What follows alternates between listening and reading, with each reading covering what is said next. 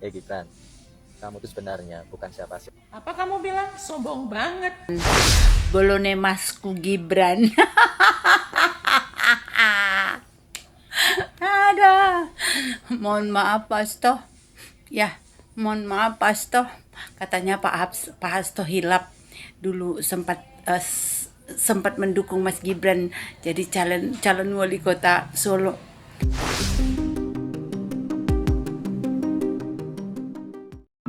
Assalamualaikum warahmatullahi wabarakatuh. Salam sejahtera bagi kita semua. Om Swastiastu, Namo Buddhaya, salam kebajikan. Oke guys, kali ini lagi-lagi kita akan membahas Hasto Kristianto, sekjen dari Partai PDIP. Nah teman-teman, ada pernyataan atau statement yang dilontarkan oleh Hasto mengenai Mas Gibran, yang menurut saya ini sih udah keterlaluan. Kenapa? Karena secara legalitas dan itu sudah sah ya teman-teman, Mas Gibran ini merupakan wakil presiden terpilih tahun 2024, dan itu artinya secara langsung pernyataan dari Hasto ini menurut saya sih tidak nggak pantas lah ya dikeluarkan pernyataan yang menyamakan seorang Gibran ini dengan supir truk. Nah, kita lihat dulu pernyataan dari Hasto Kristianto ini. Kemarin beberapa waktu yang lalu ada kecelakaan. Ya, seorang anak usia 17 tahun nyopir truk. Ternyata dia tidak punya kedewasaan di dalam menghadapi problematika di jalan raya belum terjadi. Hanya gara-gara nyenggol satu mobil dia lari. Karena kedewasaannya belum tercapai, lalu menabrak 6 mobil lainnya. Ini sebagai contoh bagaimana ketika orang hanya berorientasi pada hasil, proses usia itu diabaikan, maka ini juga berbahaya karena kedewasaan di dalam mengemban jabatan-jabatan tertentu untuk sopir truk aja itu berbahaya, apalagi kaitannya dengan mengelola suatu negara sebesar Indonesia dengan problematika yang sangat kompleks, masalah ekonomi, masalah sosial, persoalan geopolitik, persoalan kemiskinan, persoalan pendidikan, persoalan egoisme agama yang juga masih seringkali menjadi persoalan terkait dengan mental spiritual kita. Kemudian di tengah-tengah itu muncul suatu tampilan bagaimana seorang anak presiden yang batas usia belum mencukupi, wali kota juga baru 2 tahun, kemudian mendapatkan suatu preferensi. Nah, jadi lagi-lagi pernyataan Pak Hasto ini menurut saya itu gak apple to apple ya, menyamakan jabatan wapres dengan seorang supir truk. Nah teman-teman, jadi gini ya, tentu beda lah ya, bahkan gak nyambung menurut saya. Hasto ini menyamakan atau menganalogikan jabatan wakil presiden ini dengan seorang supir truk, yang mana secara kasusnya itu gak masuk di akal ya. Kalau misalkan anggaplah nanti Gibran itu tiba-tiba dia tuh menyalahi aturan atau tidak bertanggung jawab, sedangkan sistem di negara kita ini kan ini tentu ya, eksekutif, ada legislatif, ada yudikatif, itu saling mengawasi. Jadi kinerja seorang presiden dan wakil presiden itu diawasi, ada yang mengawasi, ada yang mengingatkan. Dan Gibran lagi-lagi harus ingat ya, Gibran itu tidak kerja sendiri. Dia itu tentu dia masih punya atasan, yaitu ya Presiden Pak Prabowo, yang bertanggung jawab sepenuhnya atas semua dinamika yang ada di negara ini nanti. Dan kenapa seorang Hasto ini kok nyerang Gibran doang? Kenapa gak Prabowo? Nah, jadi ini aneh ya teman-teman ya. Menurut saya Hasto ini lagi-lagi menunjukkan sikap yang menurut saya ini lama-lama akan menjadi guyonan ya, bahkan mungkin jadi meme, ledekan para netizen masyarakat. Karena ya masyarakat pun udah bosan semua narasi-narasi yang dilontarkan oleh seorang Hasto ini, mulai dari drama menangis seperti dulu, mulai dari menyudutkan seorang Gibran, merendahkan seorang Gibran yang secara secara ini aja sekarang dia udah sah menjadi wakil presiden. Jadi Pak Hasto menurut saya udahlah ya, jangan terlalu sering menyerang seorang Gibran yang kita tahu secara pengalaman dulu sebelum debat cawapres saja banyak sekali yang nyinyirin Gibran, banyak sekali yang meragukan karakter kualitas dari Gibran, yang pada kenyataannya setelah kita melihat debat seorang anak bocah ya, yang mereka sebutnya bocah igusan, bocah kemarin sore, bisa membungkam seorang profesor dan seorang politisi yang berpengalaman seperti Caimin. Jadi Pak Hasto menurut saya statement yang Anda keluarkan lagi-lagi saya khawatir ya. Saya khawatir apakah ini bentuk kepanikan Anda, kebingungan Anda, di mana kita tahu bahkan kita melihat ya dinamika di internal PDIP itu menurut saya sedang tidak baik-baik saja. Apalagi statement yang dikeluarkan oleh Ibu Puan Maharani tentang hak angket saja, saya melihat kesannya ini, saya tidak yakin ya Ibu Puan ini akan mendukung wacana hak angket. Dan lagi-lagi Pak Hasto juga harus ingat bahwa dulu di internal PDIP itu pernah terpecah menjadi dua kubu, antara kubu Puan dengan kubu Ganjar, dan mungkin sampai sekarang pun masih.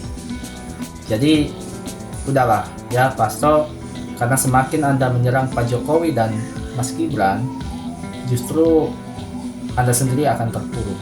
Bahkan ini gak baik juga buat partai Anda. Jadi sekali lagi, analogi yang Anda lontarkan selain tidak pantas, menurut saya juga analogi itu sangat jauh dan tidak apple to apple dengan jabatan seorang wakil presiden. Dan ingat, wakil presiden itu masih punya atasan, yaitu Presiden Prabowo. Jadi kenapa Anda hanya mengkritik seorang wakil presiden saja, sedangkan tanggung jawab terbesar itu ada di presiden. Jadi tentu langkah-langkah, keputusan-keputusan atau kerja-kerja nanti seorang Gibran itu kelak ketika menjadi wakil presiden itu tentu atas izin atau atas perintah dari Presiden Prabowo, bukan atas kehendaknya sendiri. Beda mungkin ketika Gibran menjadi wali kota, karena dia wali kotanya, jadi dia yang punya diskresi penuh. Dan terbukti ketika dia memiliki diskresi penuh pun, ya wewenang yang penuh pun, terbukti dia banyak prestasi ya. Dia menghasilkan prestasi, dia membuat kota Solo itu menjadi lebih indah, menjadi lebih cantik, menjadi lebih bisa dibanggakan oleh masyarakat-masyarakatnya. Dan saya yakin seandainya Gibran mencalonkan wali kota lagi pada saat itu, saya yakin dia akan terpilih lagi. Dan nampaknya statement Anda yang pernah Anda lontarkan, menyesal untuk mencalonkan Gibran pada saat itu, menurut saya sih itu hanya guyonan saja. Jadi gimana pendapat kalian guys? Apakah Hasto ini memang dia sedang panik atau lagi bingung? Kita nggak tahu ya. Oke, lanjut aja kita melihat video-video reaksi dari netizen teman-teman ya, dan pernyataan dari politisi Partai Gerindra atas statement yang dilontarkan oleh Hasto ini. Kita lihat videonya. Namun sebelumnya buat teman-teman jangan lupa untuk selalu dukung channel update dengan cara subscribe, like, dan komen. Selamat menyaksikan.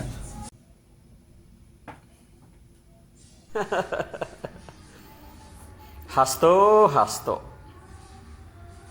Dia mau kecil, mau besar, mau dewasa ataupun tidak, tetapi posisinya sekarang bahwa dia adalah wakil presiden terpilih Republik Indonesia. Lagi pula, dari mana Anda tahu bahwa dia belum dewasa atau tidak? Ya, selama ini di Solo kan masih berjalan dengan baik, tidak ada masalah selama kepemimpinannya, walaupun hanya 2 tahun ya kurang lebih. Ya, ini kan ekspresi kekecewaan dari Pak Hasto. Jadi kawan-kawan tahu kan siapa itu Hasto dan dari partai mana, apa posisinya di sana? Ini adalah ekspresi kekecewaan mereka kan. Pak Bohong itu mas. Oh iya, mohon maaf Pak Hasto. Ya, terima kasih.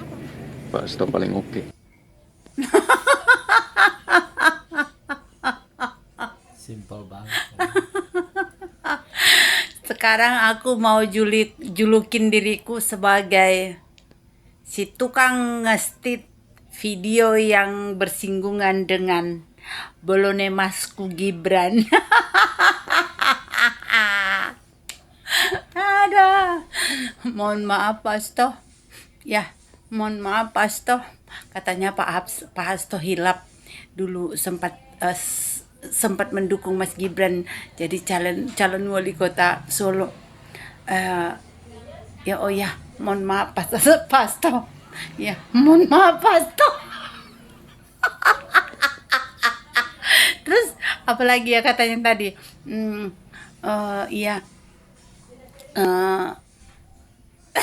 Pak Hasto. Ya, mohon maaf Pak Hasto. Pak Hasto memang paling oke.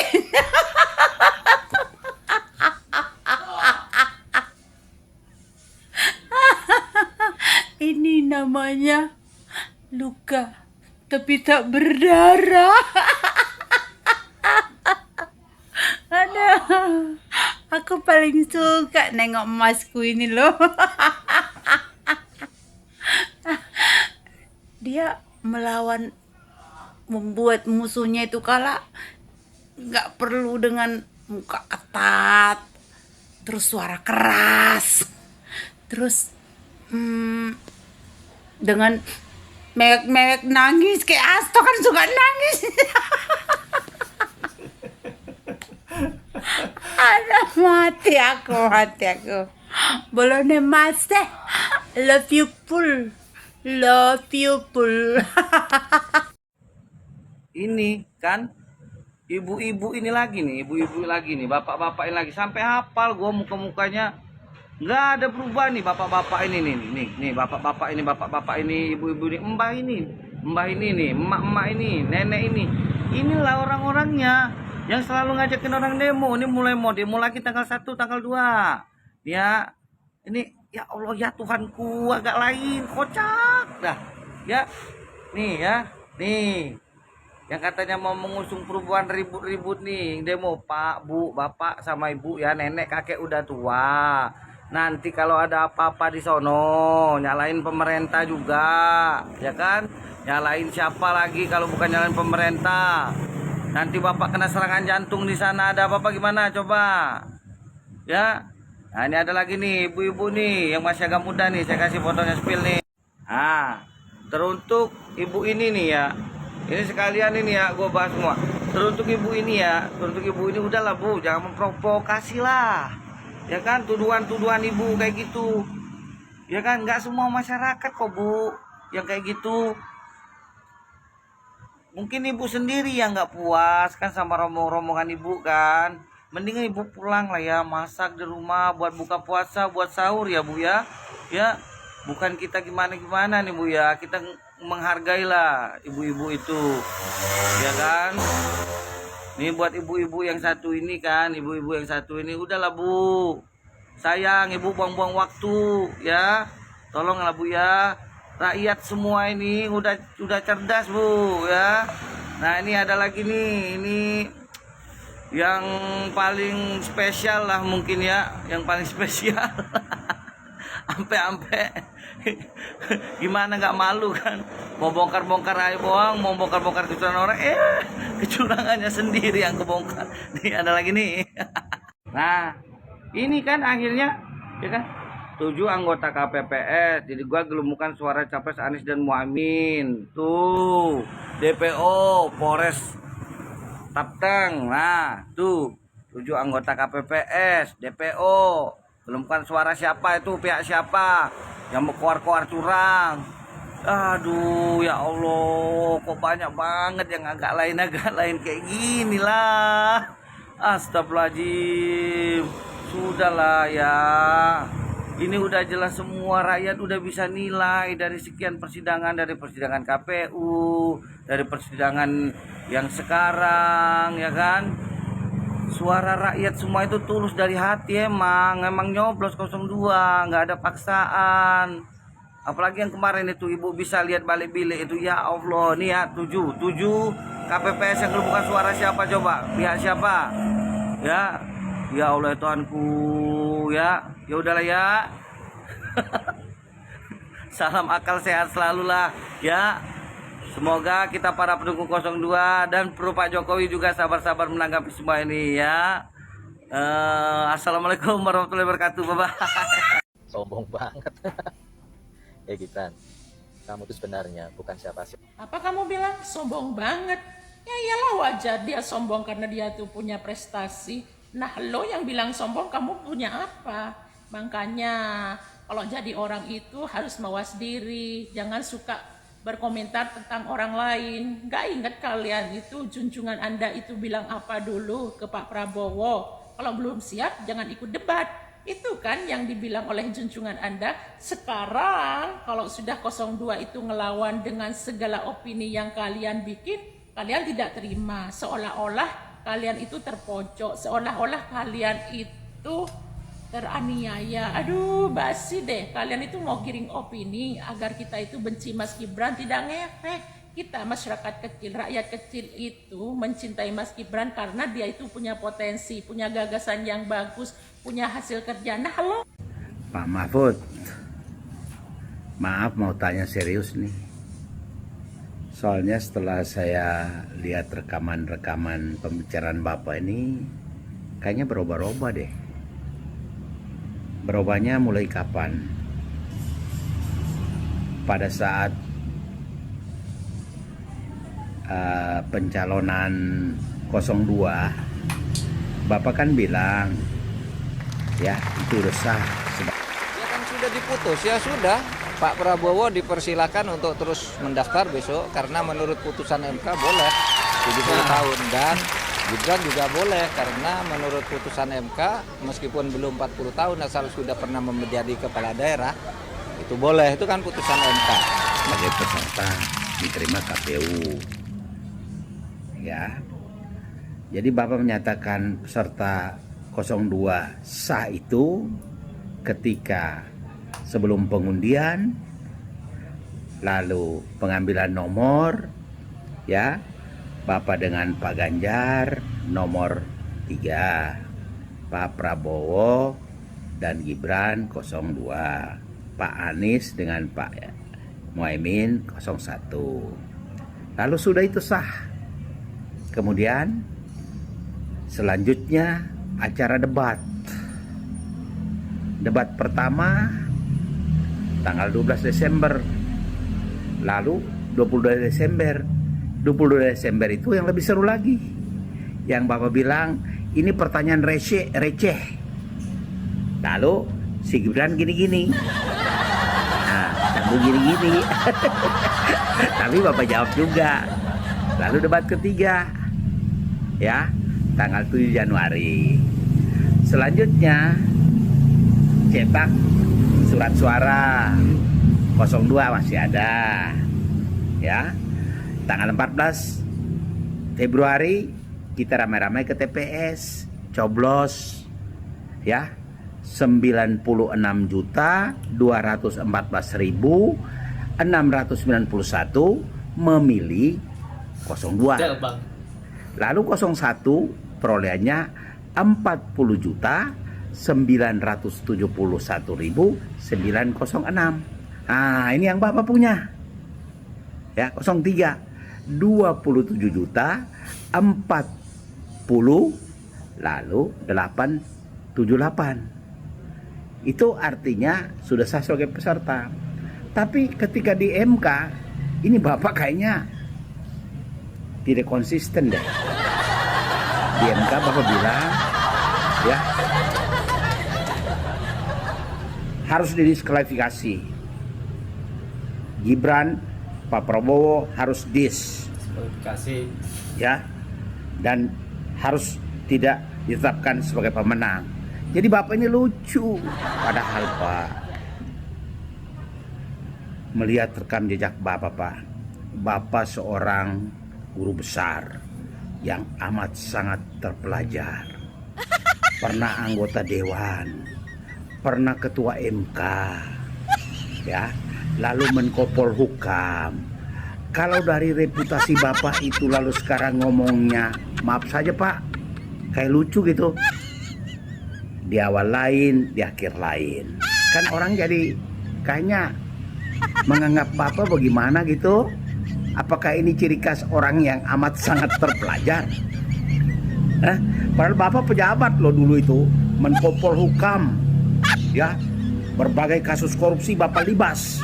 Contoh, ya, Gubernur Papua, tapi sampai dia meninggal tidak terbukti. Ya, nah, sekarang Bapak minta pemilih pengujian atau bawa ke MK bukan untuk soal cari kalah dan menang, tapi demokrasi, election beyond. Lah, apalagi tuh Pak, udah kalah ya kalah. Saya 02, hormat, sampai jumpa.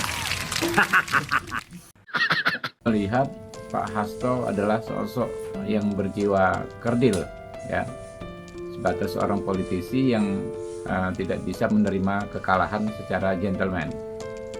Beliau terlihat sekali tidak dalam kapasitas sebagai negarawan, ya, negarawan yang harusnya menunjukkan sikap respect, ya, termasuk terhadap kompetitor. Pak Hasto ini bukan contoh yang baik buat generasi muda dan buat kita semua.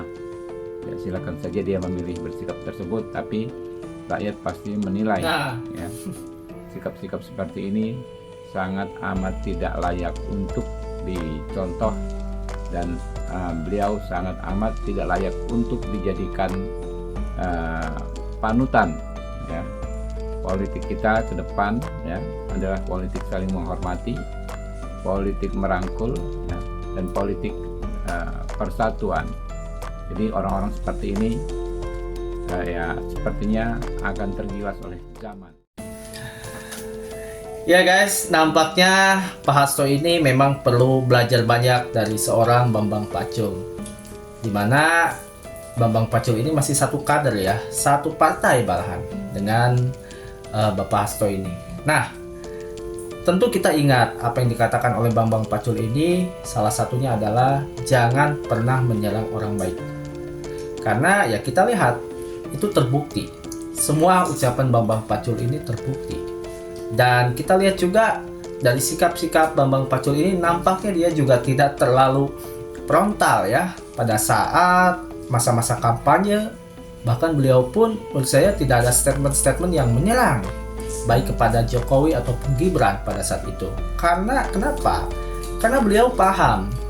Menurut saya beliau itu nampaknya paham dengan psikologis masyarakat saat ini, di mana masyarakat itu sudah capek, sudah lelah, ya, sudah muak dengan drama-drama, narasi-narasi yang menyudutkan, menghina, merendahkan, dan bahkan menjelekkan orang yang sudah berjasa, orang yang sudah terbukti bisa bekerja.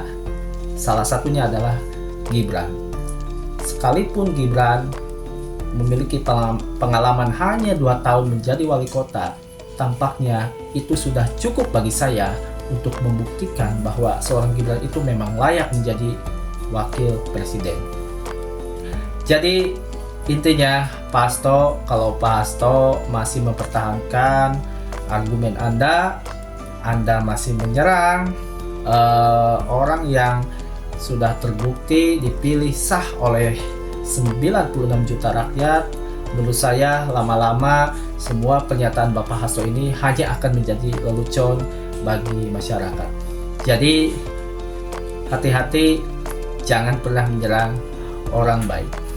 Sampai di sini teman-teman, ya, jangan lupa untuk selalu dukung channel update dengan cara subscribe, like, dan komen. Untuk video selanjutnya masih membahas tentang politik, dan sampai jumpa di video berikutnya.